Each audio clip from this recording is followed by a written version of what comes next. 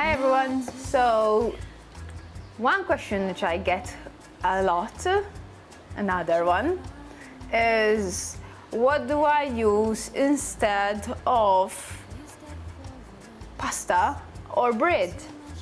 So there are many alternatives, really and truly. I like my plate of pasta, but I don't particularly like the heaviness of wheat products. I find them too upsetting for my stomach. I am not gluten intolerant, but there are many studies showing that wheat-based products tend to create inflammation in the body. So we try to avoid it as much as possible. I do not avoid gluten, I just avoid wheat-based products. So today I'm going to show you two things. I'm going to make some lunch, bruschetta with rye bread. We're going to use tomatoes, cherry tomatoes, onions, fresh basil, and maybe even some goat cheese in it. And we're going to make some fresh pesto as well, made with walnuts, fresh basil, and we're going to use this particular, a sort of tagliatelle, but mostly made out of quinoa flour. So it's much better than most wheat-based pasta. It's a healthier option and it's not as heavy. So we'll be soaking some basil to make our own fresh pesto, and we'll show you next what we're going to mix to create the fresh pesto.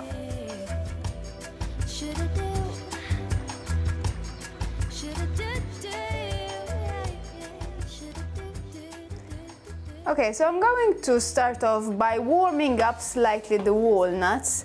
I don't want to roast them as such, since they are fatty.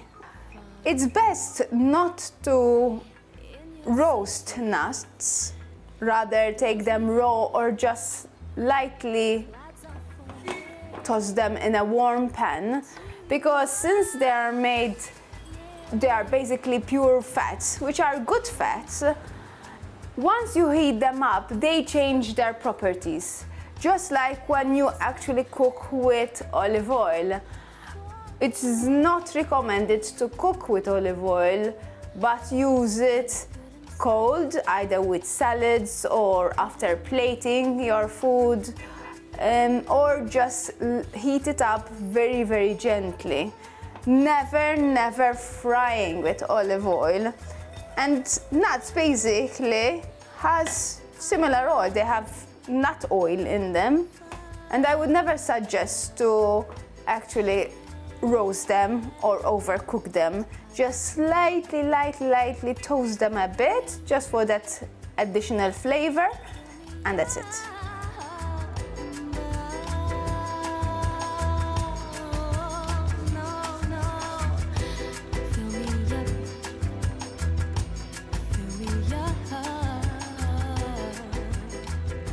Used any oil to cook my onions and garlic.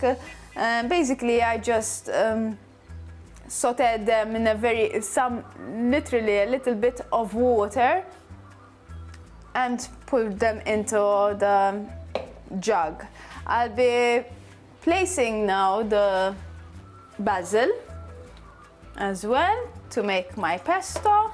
By the way, most people are wondering maybe that pesto is usually done with pine nuts. Yes, you can. With pine nuts, that's the traditional way of making pesto.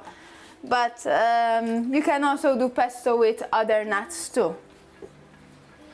Today I'm going to just do walnuts. I fancy some walnuts, that's all.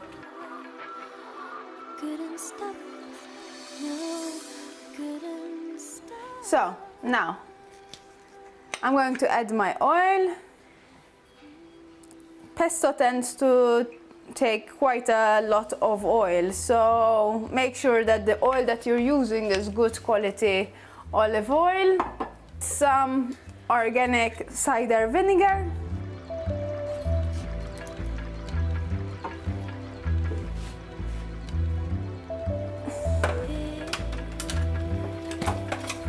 some salt. I like using Himalayan salts. They are far higher in minerals and they're much healthier for you as well. So I like my food to be a bit spicy as well. So what I did is I just added some fresh chili, green chilies, like so.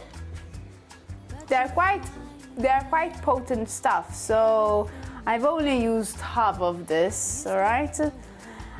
And in the same pan where there was the onions and garlic, I just put in some more water to create almost like to take all the juice that was left behind the onions and garlic.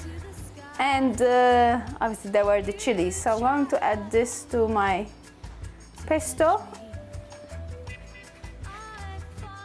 I had some grated lemons as well, lemon rind actually, the one which I've used in the juicer as well.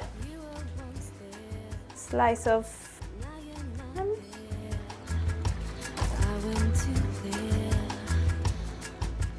And that's it, it should be fine. If we find the difficulty in blending it, we just add some more oil or some more water as well, we'll see. But should be fine.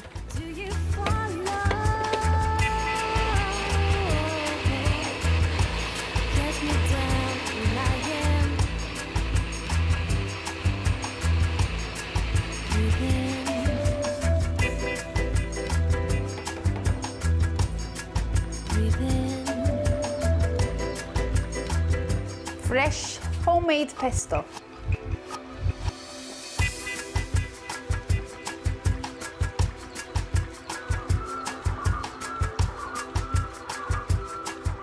In the meantime, while the water is boiling, I'm going to prepare some bruschetta with onions, garlic, some cherry tomatoes. Then top it up later on with a salad of avocado, sun-dried tomatoes, and artichoke hearts. So I'm going to just add some balsamic vinegar. I'm just going to use just a dash of oil from the sun-dried tomatoes.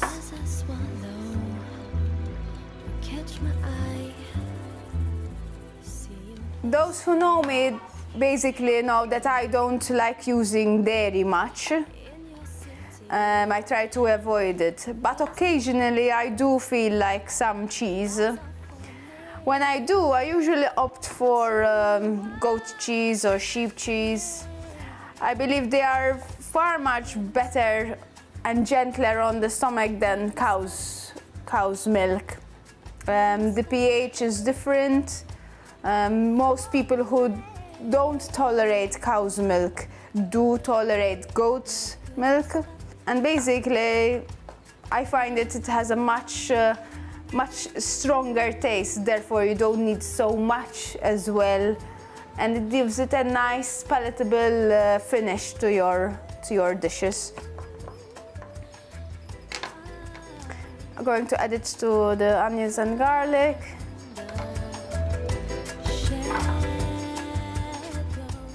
Dried oregano. Yeah, I don't like things in containers much, so I try to avoid them.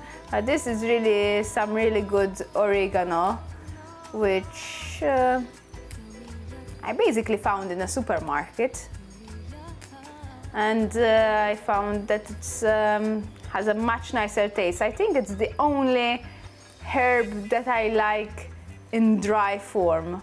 Otherwise, I find that parsley, basil, and other dried herbs have no taste at all. So, but oregano is a different story. I like using this, especially in my bruschettas. Cherry tomatoes.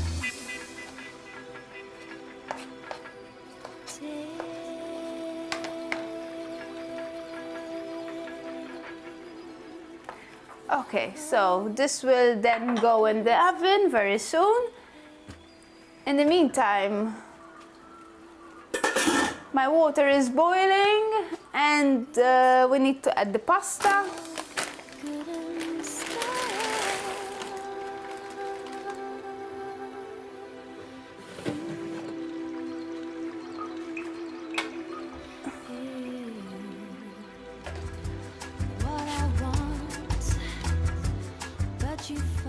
So I roasted these aubergines before. This will be added to my pesto. I like my pesto to be a bit more than just basil and nuts. So I like to have some meat to it. And this is what I call my meat. So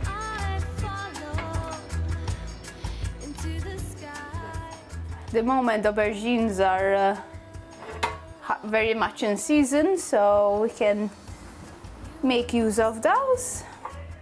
All right, so I'm going to add my bruschetta filling.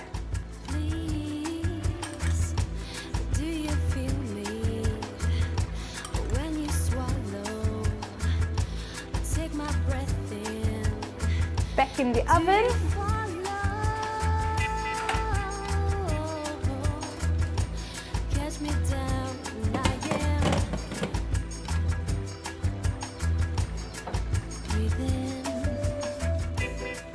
Hot air grilling for around 7 minutes.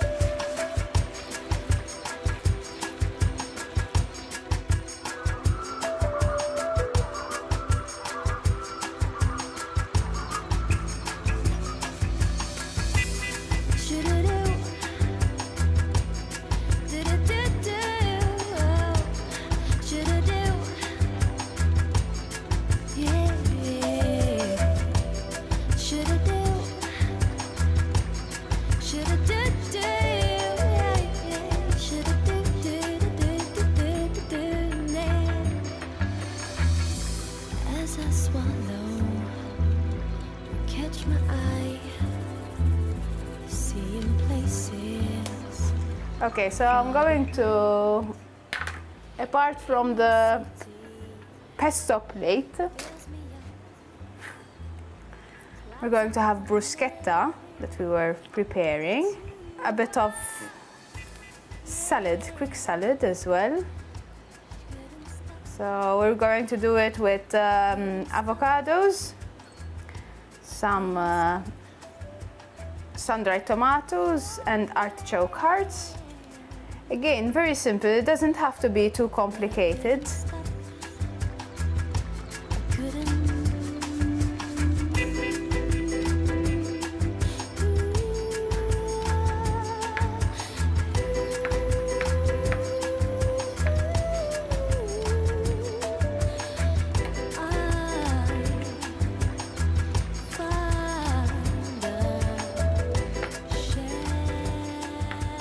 Sun-dried tomatoes gives it a bit more of a saltiness to it.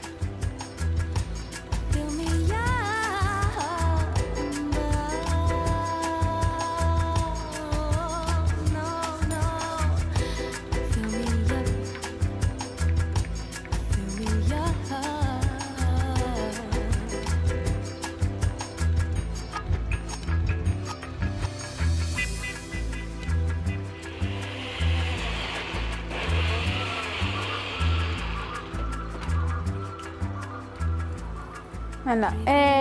This is roasted aubergines with some garlic.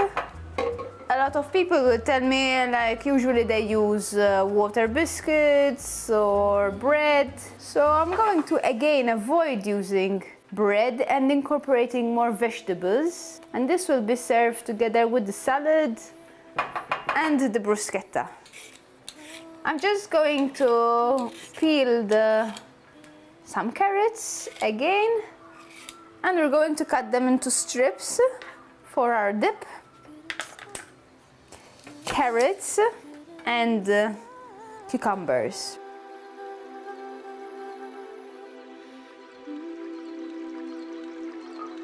It's a better alternative to just the usual bread. So you can take any vegetable, carrots, celery sticks, cucumbers, and use them as for the dips. Oh. It's a great way how to incorporate more vegetables into your diet.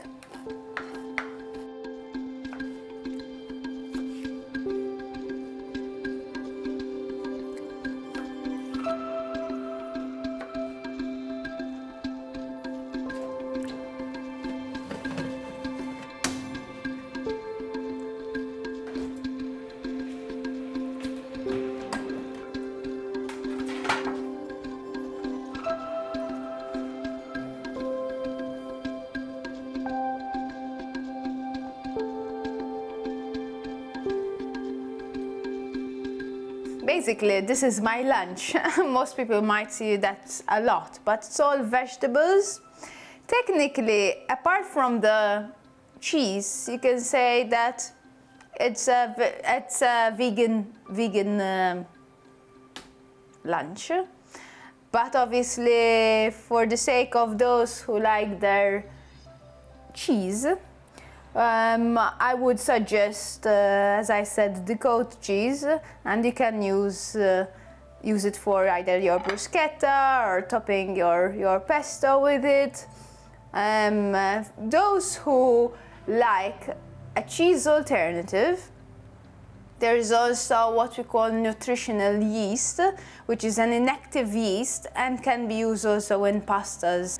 Hope this basically found these recipes useful, and should you have any questions or any queries, we're hoping to make more videos in the future, so just ask and we'll see whether my kitchen can bring you some ideas. Have a good day.